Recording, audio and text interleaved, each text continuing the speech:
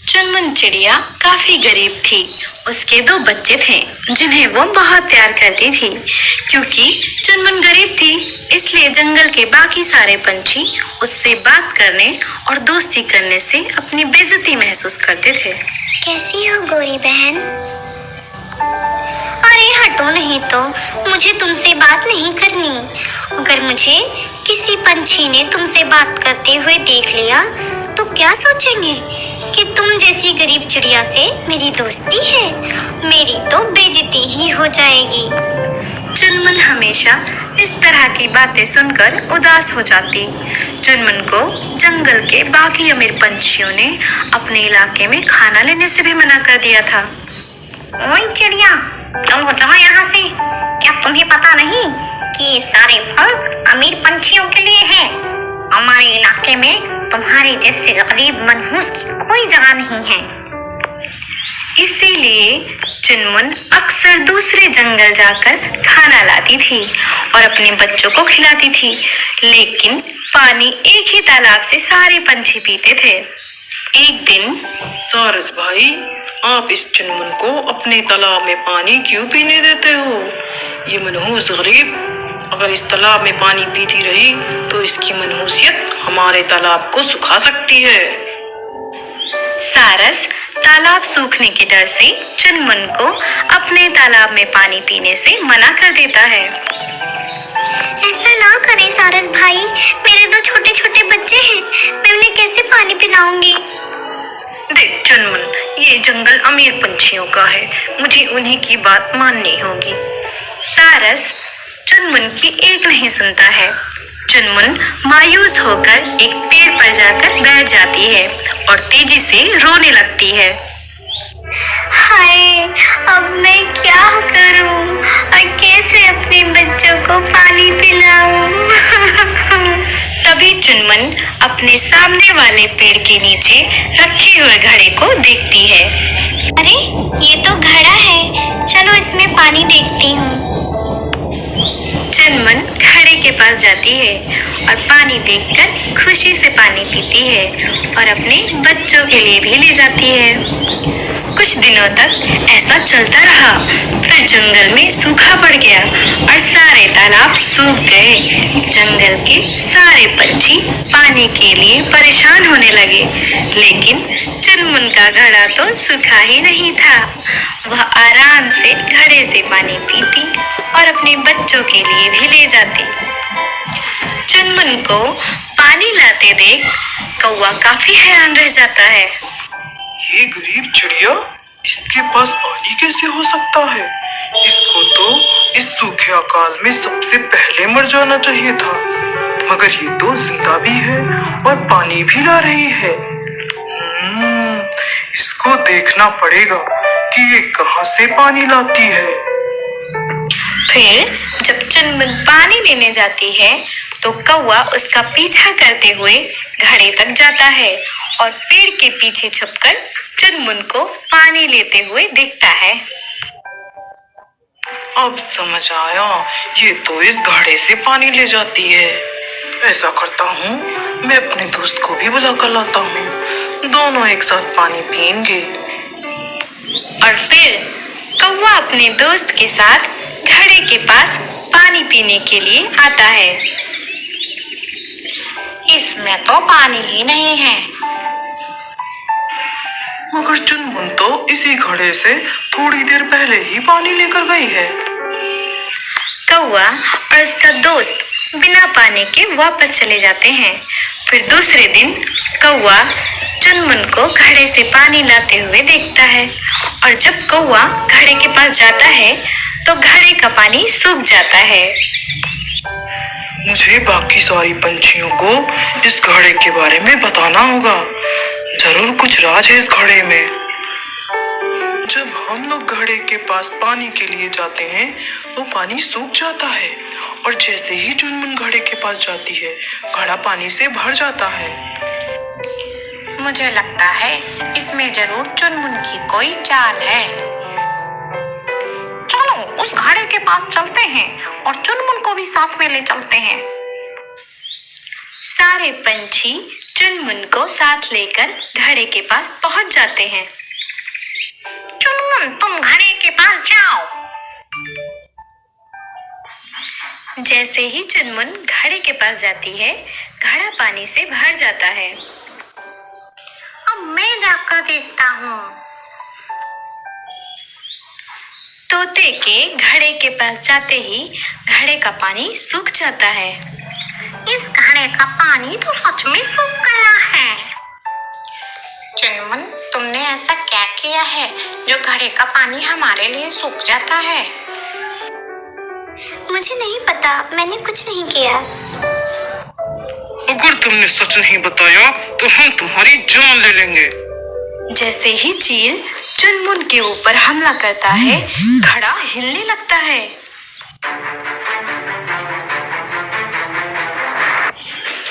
रुको घमंडी पंछी, इसमें चुनमुन की कोई चाल नहीं।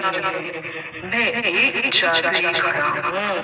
मैं अपना पानी घमंडी और जालिम पंछियों को नहीं देता।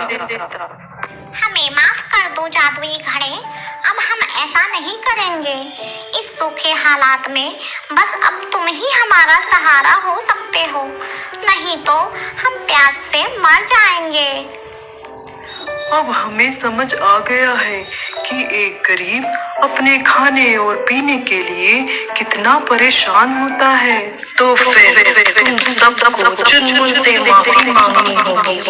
अगर उसने तुम्हें माफ कर दिया तो मेरा पानी तुम सभी लोगों के लिए भी भर जाएगा। सभी पंछी चुनमुन से माफी मांगते हैं और चुनमुन उन्हें माफ कर देती है और फिर सभी पंछी बारिश होने तक घड़े से पानी पीते हैं। तो दोस्तों, कभी भी गरीबी और अमीरी का भेदभाव नहीं करना चाहिए। एक बार चूचू चिड़िया अपने जंगल से दूर किसी दूसरे जंगल में खाने की तलाश में गया था। चूचू एक सेब के पेड़ पर बैठा ही था कि उसे किसी पंछी के कराहने की आवाज सुनाई देती है। मदद करो मेरी, कोई तो मदद करो मेरी। आवाज सुनकर चूचू पेड़ के नीचे आकर देखता है तो उसे एक चिड़िया घायल हालत में दिखती है। अरे, तुम्हें तो बहुत चोट लग गई है, ये सब कैसे हुआ? मुझे एक चील ने पकड़ लिया था, लेकिन जब वह इस पेड़ के ऊपर से गुजर रहा था तो मैं गलती से उसके पंजे से छूटकर गिर गई। इसलिए मैं बच तो गई, लेकिन घायल हो गई। चूचू उस चिड़िया को अपने घर ले जाता है। माँ, ये टुनी है, मुझे दूसरे जंगल में घायल अवस्था में मिली, इसलिए मैं इसे यहाँ ले आया। बहुत अच्छा किया बेटा, जो इसको यहाँ ले आया। कुछ दिनों बाद जब टुनी ठीक हो जाती है, बेटा चूचू, टूनी को इसके जंगल वापस भेज दो। जंगल के दूसरे पंछी मुझसे शिकायत कर रहे थे कि वैसे भी हमारे जंगल में खाने की कमी है और आपका बेटा दूसरे जंगल के पंछी को लाकर बैठ गया है। और वैसे भी बेटा, अब ये ठीक भी तो हो गई है। ओहो माँ, मैं आपको एक बात बताना ही भूल गया। टुनी की माँ को चील ने खा लिया था।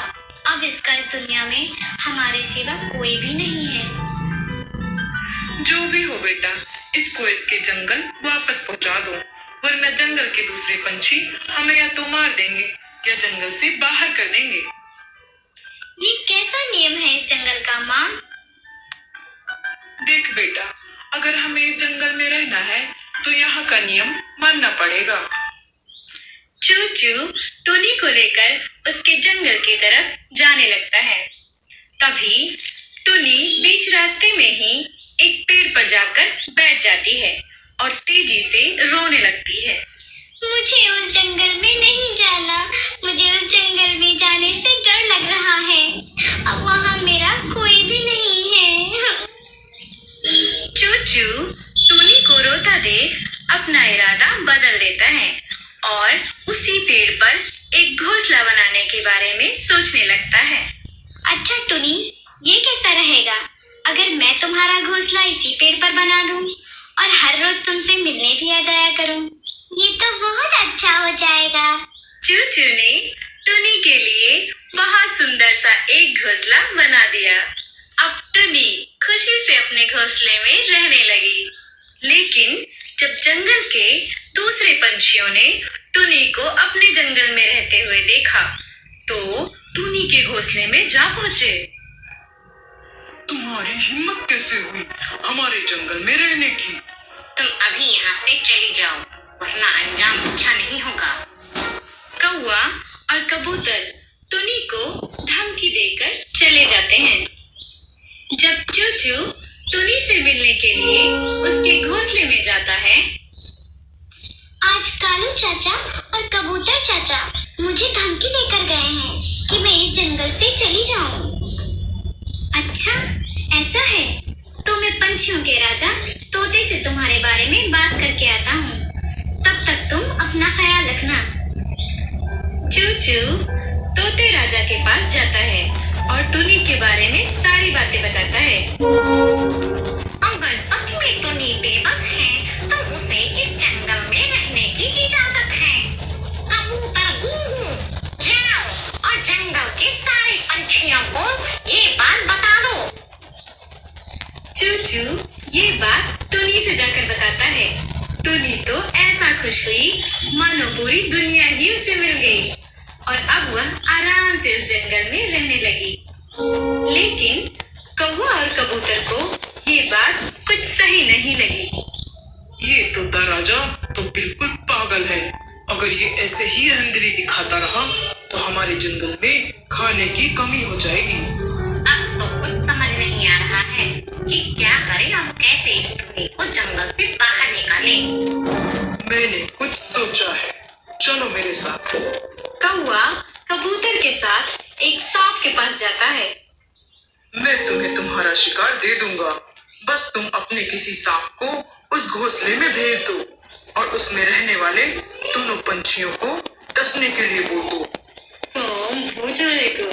कौवा और कबूतर वहाँ से चले जाते हैं। फिर दूसरे दिन चलो दोनों को मरा हुआ देखते हैं। दोनों को मरा हुआ देखकर बहुत खुशी मिलेगी। कौवा और कबूतर टुनी के घोंसले में जाते हैं। लेकिन टुनी और चूचू तो एक दिन पहले ही अपनी माँ से मिलने के लिए चले गए थे। लगता है कि दोनों मर गए थे और किसी बड़े पंछी ने उन्हें अपना खाना बना लिया है। हाँ दोस्त, तुम सही कह रहे हो। अब ये सुंदर सा घोंसला हमारा हुआ।